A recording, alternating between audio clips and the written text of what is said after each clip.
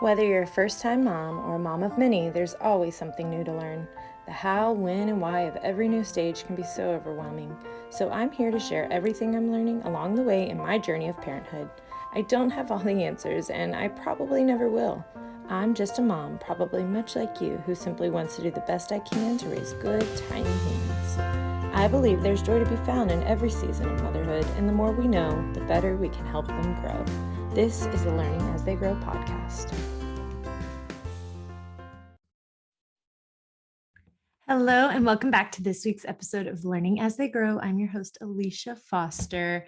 I am going to do this episode a little impromptu, just kind of off the top of my head, because it is very recent. It is exactly what this podcast is going to be about. It's learning as they grow. So as my daughter grows, I am learning new things, and I want to share that with y'all. So usually I try to prepare my notes by doing my blog ahead of time and sharing that in my show notes for all of my episodes. But today I am just, surviving. This is motherhood. And so I wanted to just make sure that I get out there what I've learned in the past couple of weeks.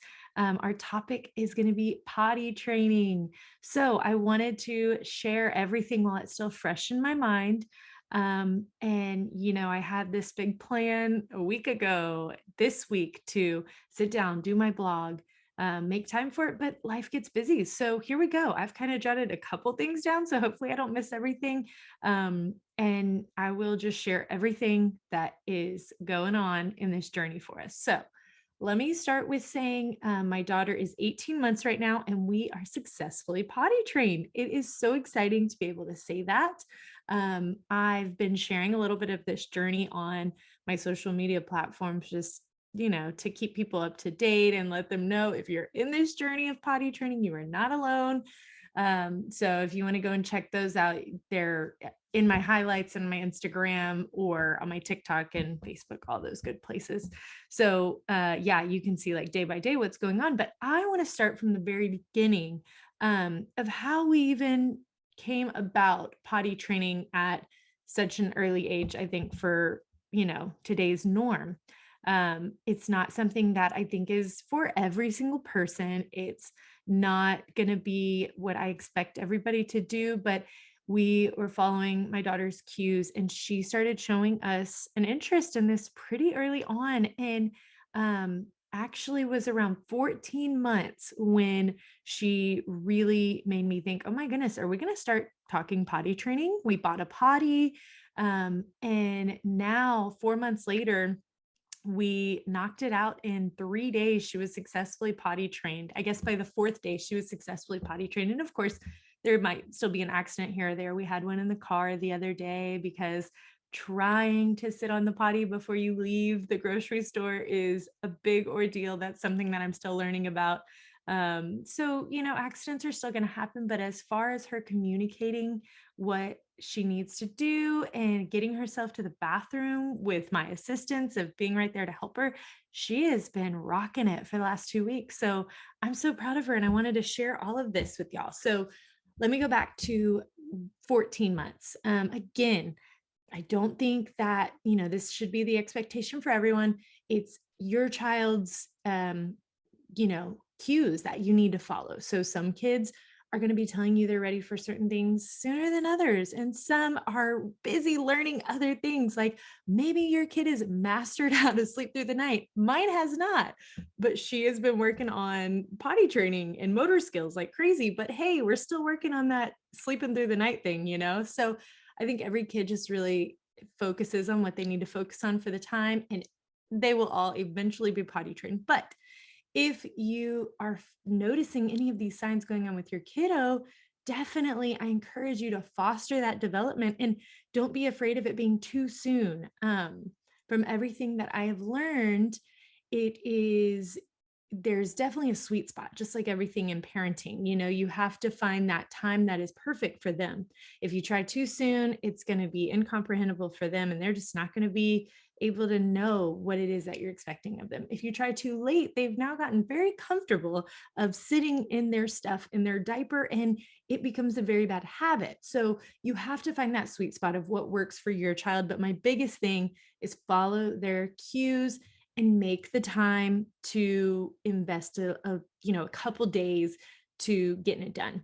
So let's start with where we were at 14 months. My daughter was showing cues such as really fighting diaper changing time, not wanting to lay down. I know this is really common. This isn't 100% saying that she or any kid going through this is going to be, oh, they're ready to be potty trained. No, but this was a sign for us that like she's really wanting this independence of not being laid down and treated like a baby to change her diaper. She's wanting to stand up. She's wanting to know what's going on. She's becoming aware of how to take it off and on. And so that was the first thing for us that kind of just made us like, this is becoming a battle. There's got to be another way.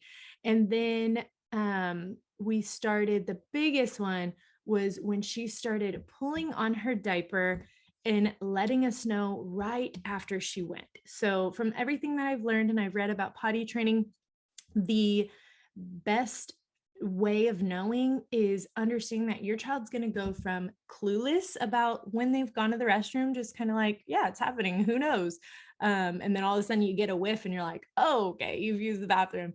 But they go from that clueless stage to being aware that they have already gone, and it might be shortly after, and they're suddenly like, oh, this is in my diaper, like get it out.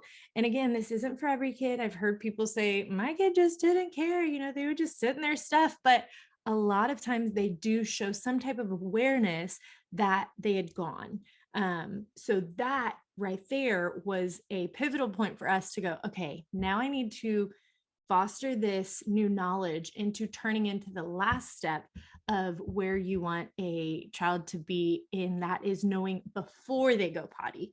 And that is a developmental thing that there, I read a lot too about how the bowels work and the urinary tract and being able to cognitively connect those things. They can't connect those things before a certain age or a certain development has happened. So it's understandable that it's a process. They have to get there, and it takes one step at a time. But knowing that she was aware of when she had gone made me decide that I wanted to start trying to foster that a little bit. So we went ahead and got a potty at that time.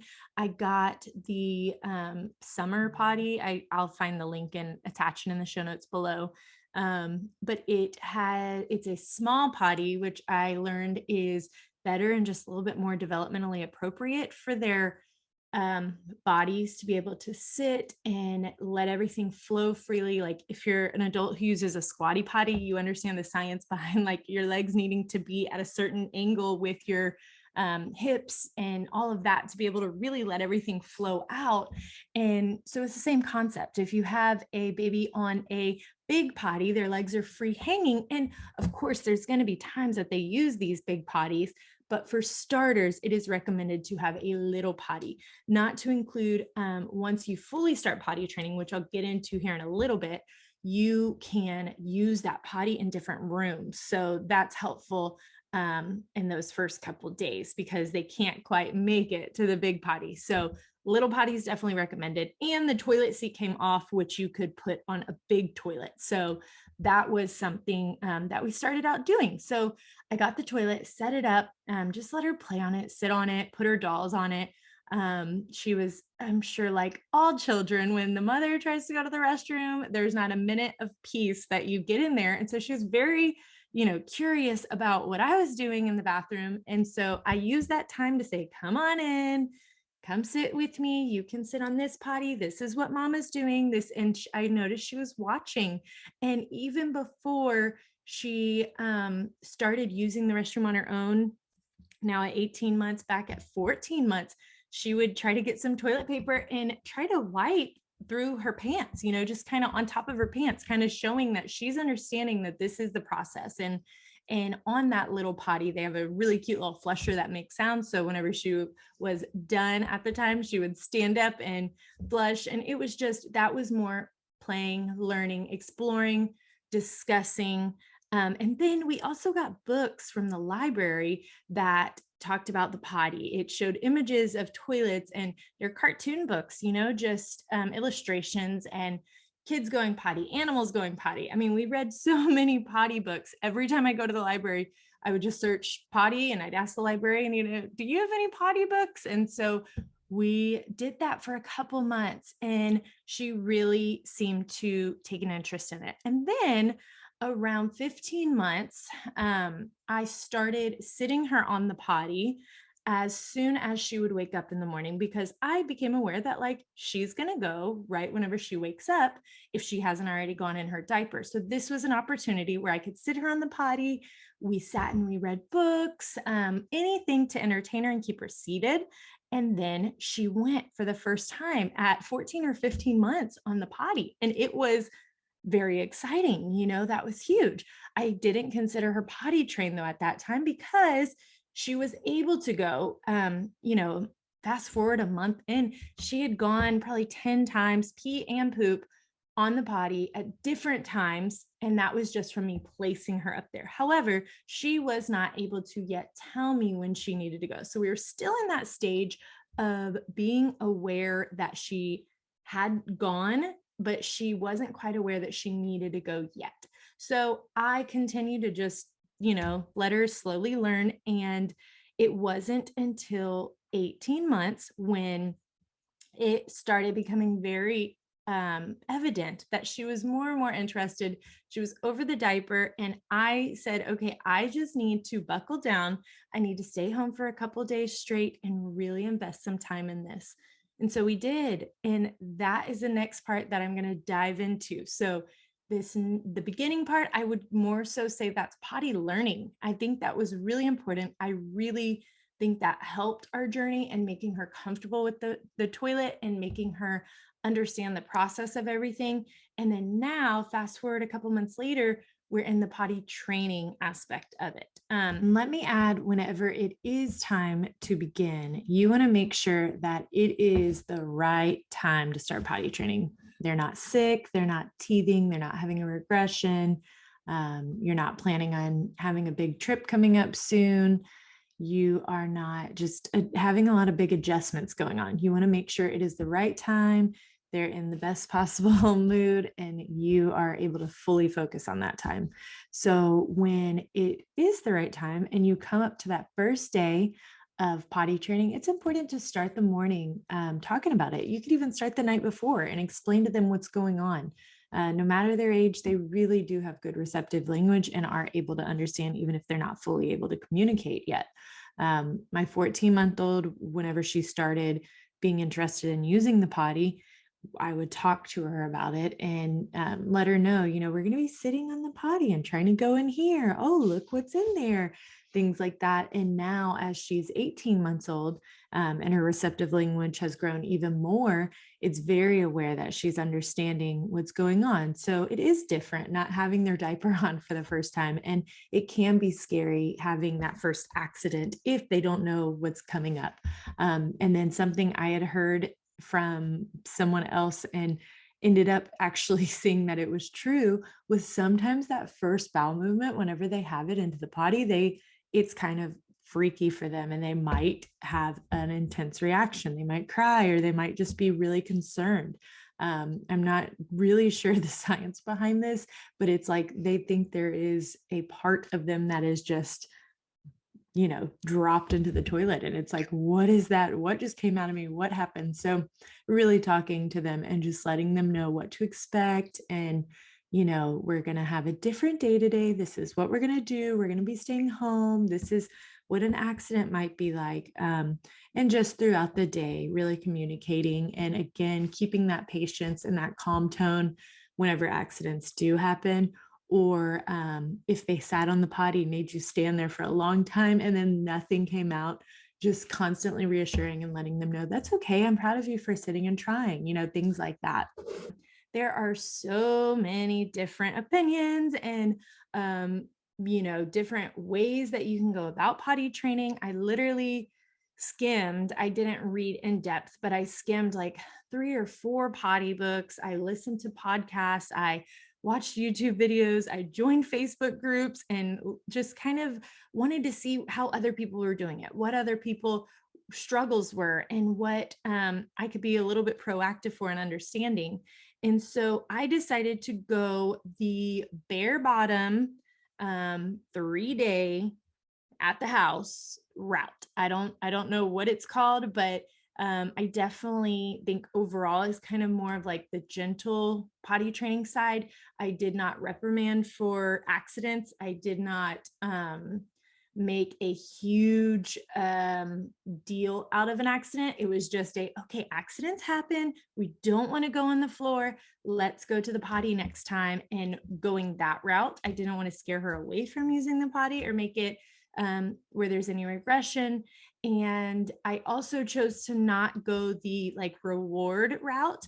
I have in the last couple of days been using stickers I was trying to use them for every time she at least just sat and tried, because like I said in the beginning, that was kind of our biggest struggle right now of we need to try before we leave the house, and we need to try before we leave a store or a place, that is unfamiliar. She needs to go and sit down. So I was trying to use stickers for that, but it honestly turned more into her just sitting and playing with stickers, and that would keep her busy long enough to where she would go. So I really am not doing a reward route either. I personally just don't feel, first of all, we don't do candy or like any chocolates or sweets as a reward for anything. But I just also think that there's been a negative association down the road with being rewarded with food and sweets. So we chose not to go that way. I also chose not to go the reward with like a toy or a game or something like that every time she goes potty. I know that works well for some people, and it might just be my child. Maybe I'll have another child one day who they're gonna need some type of extrinsic reward. But for my little lady, the intrinsic reward of just being proud of herself was enough. And so I stuck with that and just really hyped that up. Like, I'm so proud of you. You should be so proud of yourself. You went. Oh my goodness. And we all celebrate in the house. And, it's a big deal. So that's the route that we went. So let me first talk about the first part that I said. So bare bottom is exactly what it sounds like. So for 2 days, we stayed home, and my daughter had no diaper, no undies yet. This is purposefully the route that many people do, because when a child has a diaper or a pull-up or anything like that, it is catching the pee. And so you are not really able to show them and explain to them what pee or pee is. Poo is a different story. My daughter towards like 15 months became aware of like, what is that in my diaper? I want to see that. What just came out of me? But pee is a different story. They can't see that. They don't understand what an accident feels like. So we chose to not do pull-ups or diapers. The only time we're using those things is for long car trips, which I'm trying to figure that out. We're stopping periodically and trying to use the bathroom. But the main time that we're using diapers or pull-ups is sleep time, because we're not tackling that yet. We'll get to that point at some point, but not yet.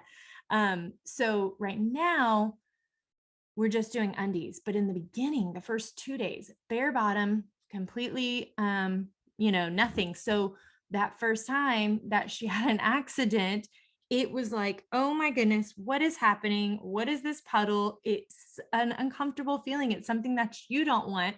And I immediately say, oh no, we don't go on the floor, and move her or move the potty to her as quickly as possible, explaining that that's an accident. We went pee-pee. We don't want to go on the floor. We want to make sure we get it in the potty. So day one, I'll be upfront with you.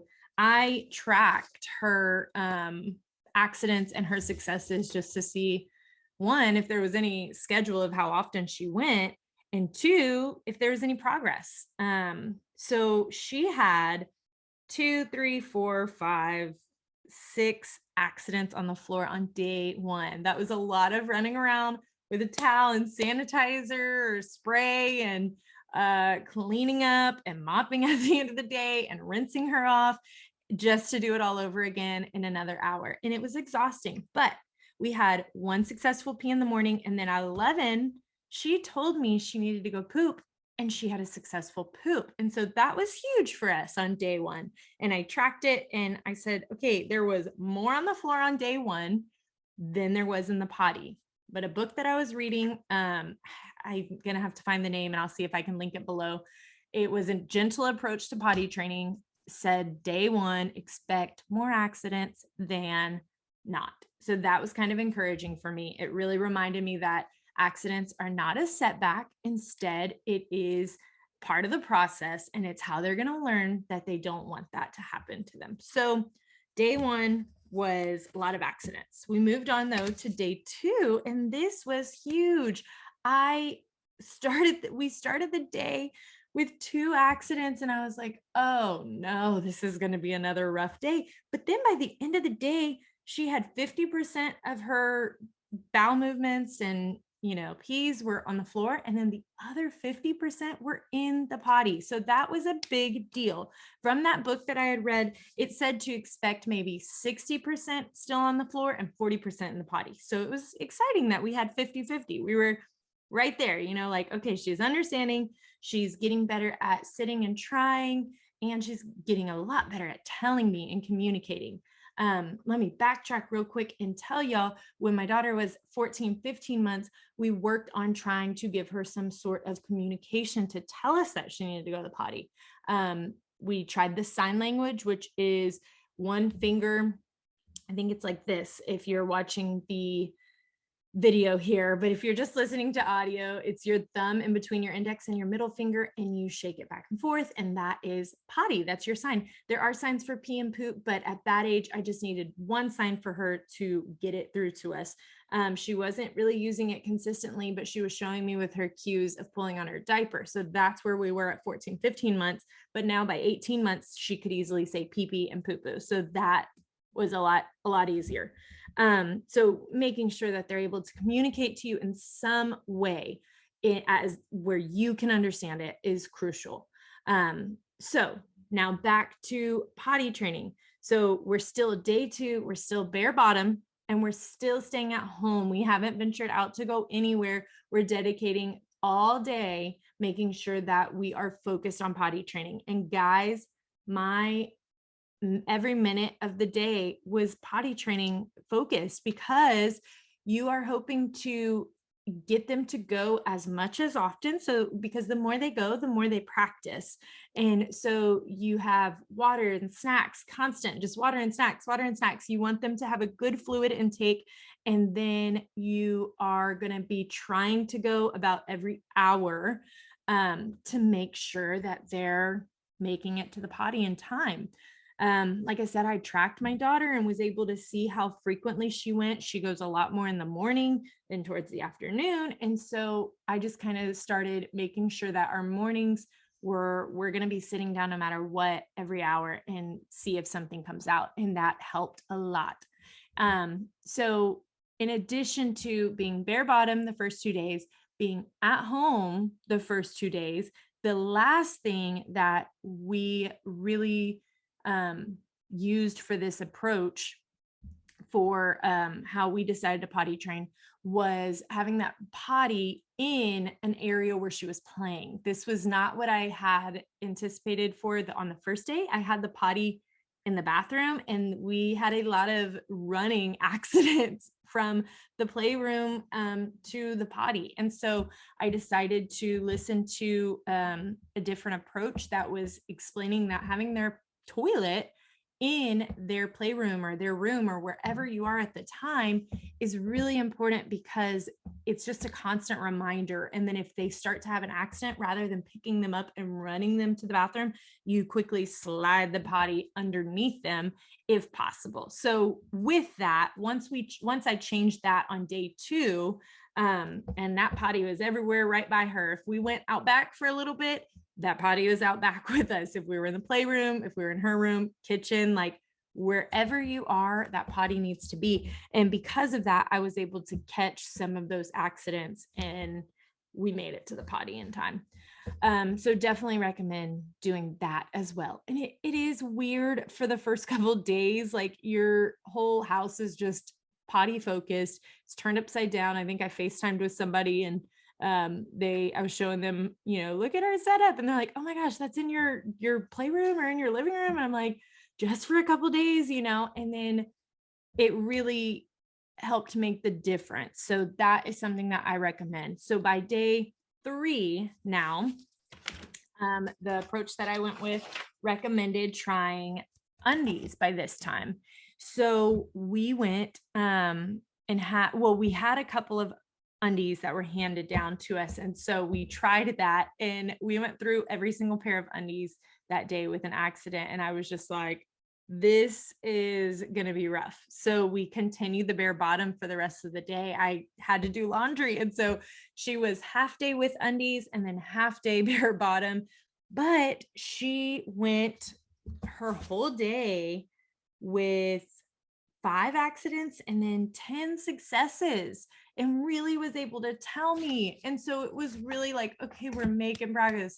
We still are not out of the house yet on day 3. We still are focused on using the potty. This time I did move the potty from the playroom area into the bathroom. I felt that she was able to start telling me more frequently whenever she needed to go. So that worked for us on day 3.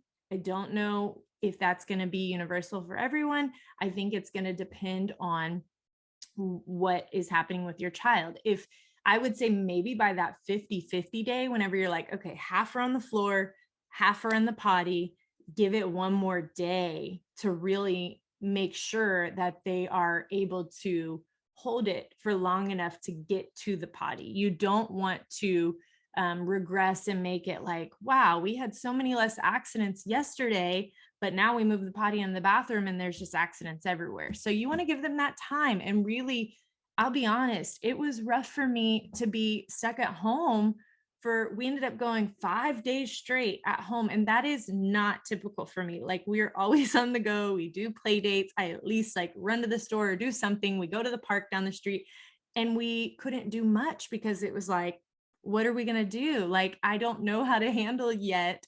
When she says she has to pee, it is instant. And what if we are somewhere? So I didn't tackle that until day 5. And I'm so glad that I waited and invested the time in being at home with her. I got to really just see her personality even more than usual. I'm always at home and like playing with her, and watching her independent playing at times, but really having to be like on top and making sure, like, do you need to go to the bathroom? Are you ready to go to the bathroom? Let's go to the bathroom. Just constantly being right there on top of her with all of that really was a good bonding time for us.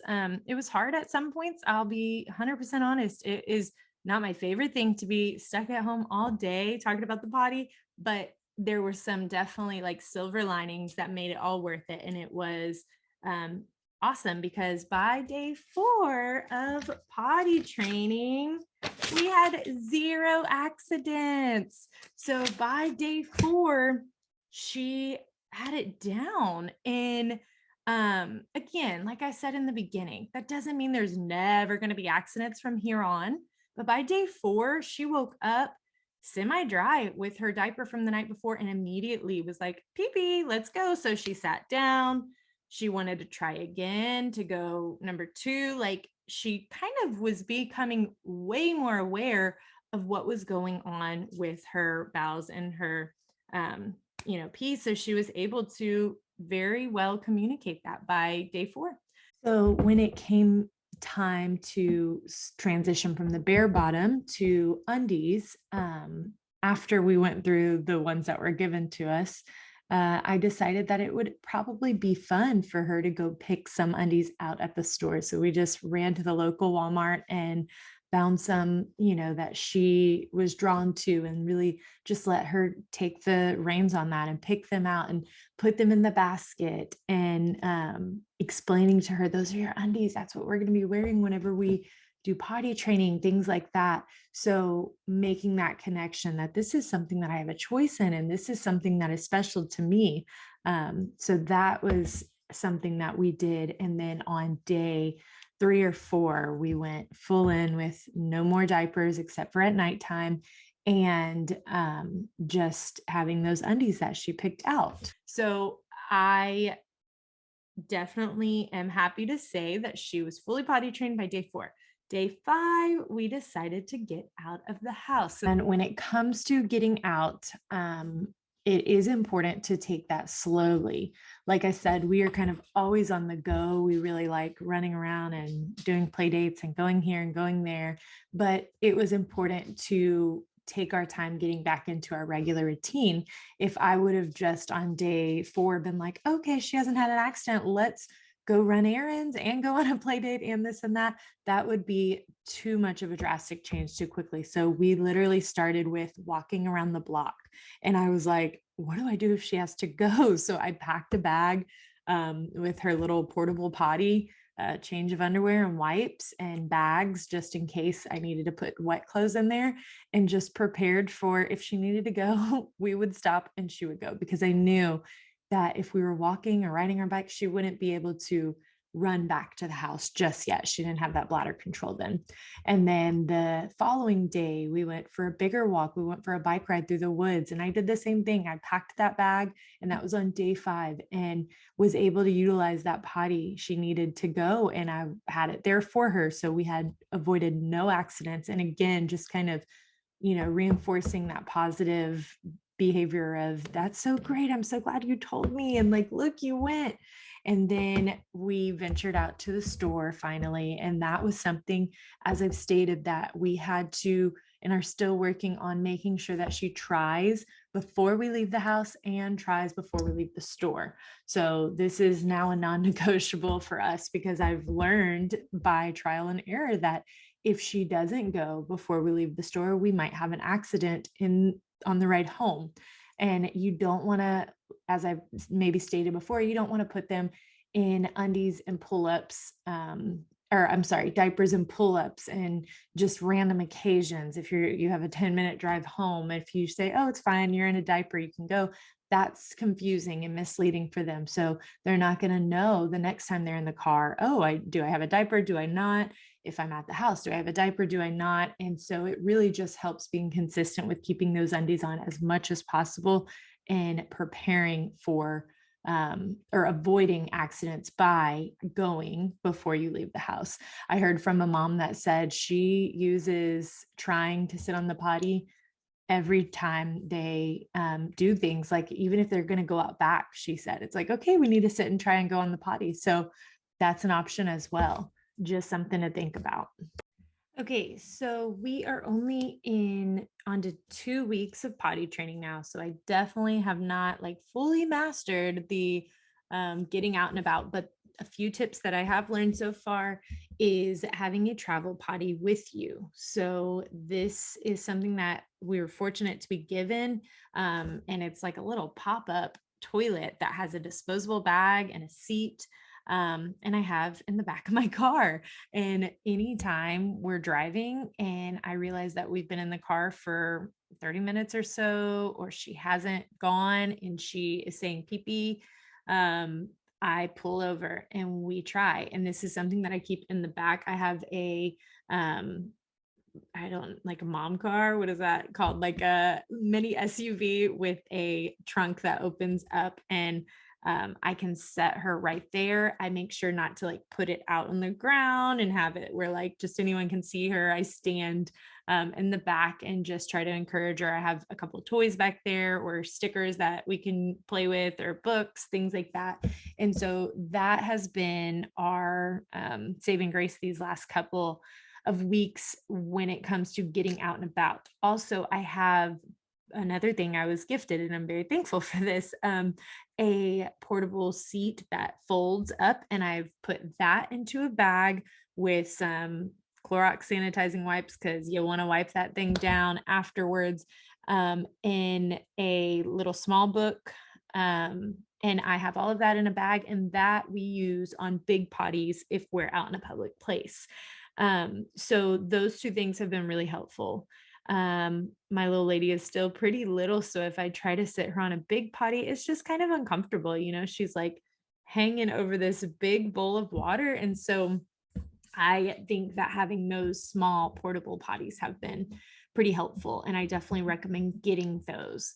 Um, and as far as making sure she goes before we leave the house and making sure she goes before we leave a store or a friend's house or anything like that has been crucial. As I talked about in the beginning, we're still trying to figure that out. I tried a sticker reward system, and it just wasn't as exciting, and except for she wanted to just play with the stickers, but like receiving one was okay for a day. She was proud of it and happy, and then she's like, nope, I'm over this. I've tried a song. Gracie's Corner has a it's potty time song, so we do that, and I kind of try to play that as we're getting ready to leave. And I make sure for my daughter, what works is really giving her a heads up 10 minutes before, like, okay, we're going to be getting ready to go to Tia's house. Let's make sure that we are going to go to the potty before. And then in a couple minutes later, I say, okay, we're going to go try to use the bathroom.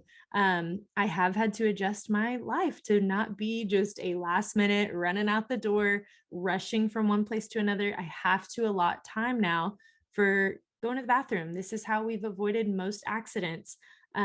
She had an accident in the car one time because she didn't go at the store. She was refusing to go at the store. And I'm like, okay, let's just get home. And sure enough, it happened in the parking lot.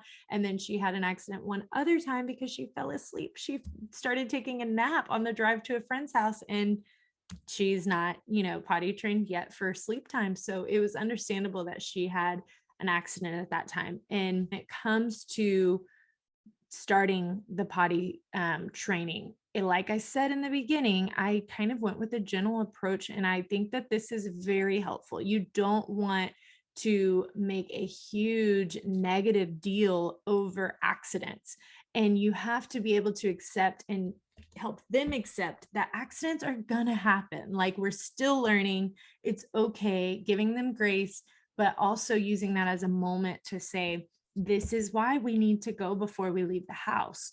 Or it's okay, you had an accident while you were napping. That's not your fault. That's mommy's fault. I should have put a diaper on you. So using those moments, in even if it's like, oh, now I've got to clean the car seat. And if anybody's taking apart a car seat, that's a whole thing. But it's a learning moment. So now I'll add one more thing for when we travel, or even like running to the store or running to a friend's house or whatever, a play date.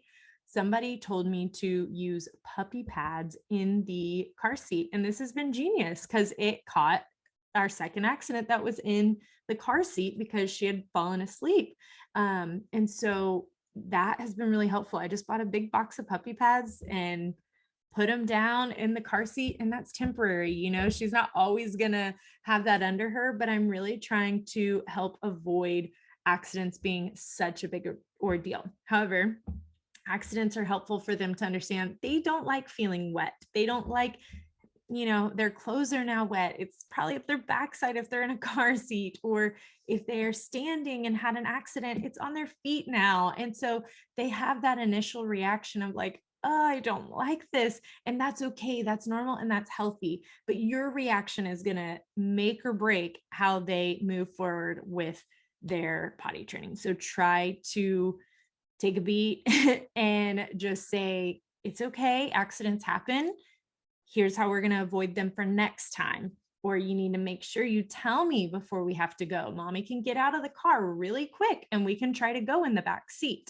So yeah, that is where we're at in our potty training journey. I hope I didn't leave anything out. If I did, I'll probably do another episode on this. down the road with my second kid, and if anything changes or I learn new things, I will always be updating y'all on what I learned, because I just want to put it all out there in case anything I say can be helpful for you and your journey. I know, like I said, I've listened to a lot of things, followed a lot of people, and wondered, like, and asked friends, like, how did you do this? What did you do with this situation? Did your kid respond like this? How do you handle that? And so I hope that anything I said today, even if there was just a tidbit that you took from it, can help you in any way possible. And if so, share it along with people. Let me know if there's anything that you're like, hey, I'm so happy that worked for you, but that did not work for me. Like, let me know so I can learn from you as well. I'm a mom just like you who is very fresh into this parenthood journey, but there's been so much I've learned already in this first year and a half. And I want to be able to share everything along my journey so that I can help anyone along the way. All right. So, just to try to do a quick wrap up and a summary of everything that we just talked about, if there was anything you missed, talking about potty learning early on and fostering that independence and learning, and encouraging them to communicate with you is huge, and finding books and things like that to really help foster that development. Don't rush the process. When they are ready, you need to just say, okay, now it's time to buckle down, stay home for a couple of days if you can, really be patient with the process. Get the potty if you can, get all the supplies you need, and be prepared for accidents, and just encourage and teach in the hard times. Remind what we expect and what we hope to learn from the accidents, and try to encourage and praise on those successes. That's going to be really big. And just taking your time with them, letting them learn on their own pace. One more thing I will add is, I don't know if I fully said this in the beginning, but we chose to not go the route of putting her back in diapers and pull-ups for regular times. It's only nap time. And I explained that, like, whenever you go to sleep, it's hard to know if you have to go to the bathroom. So we're going to put a diaper on you for this time. But if she's going to grandma's house, or if she is to go to church at the childcare for an hour, like, I'm not putting her in a pull up for that time. I'm making sure that people who are taking care of her at that time are fully aware of the expectations and how she communicates and what to do with her and stuff like that. And they're doing the same exact thing, because what you don't want is to mix signals and confuse the child and say, okay, well, you're going to go to childcare now, so you have to wear a pull up. And if you have an accident, it's fine. Tell somebody after you have the accident. Like, no, you don't want that, because that's how regressions happen. They're going to go back and say, well, sometimes I can go in my diaper and I can keep playing. So why would I stop playing and want to be in underwear and tell somebody that I need to go potty? So instead, kind of making it the only option during their awake time. Like, you have to communicate when you need to go. We have to stop what we're doing when we need to go. And we have to make sure we get our business done, and then we can get back to playing in life. So that is a big one. I hope people are aware of that. I know a lot of people say, well, there were regressions at this age and they just stopped wanting to go. And it's like, well, were you using pull-ups? If that is the case, that may be why, from what I've learned, what I've heard from professionals, and what I've taken from it. So that is something huge that we tried not to do as well. All right. I think that's everything thus far. Again, thank you for checking out my podcast. And if you're interested in anything else, feel free to check out any of my pages. I share everything along my journey of motherhood. And I hope that I will get to talk with any of y'all about your stuff going on and your journey of motherhood. And I will talk with y'all next week about what we got going on in our life. Have a great, blessed day. Bye.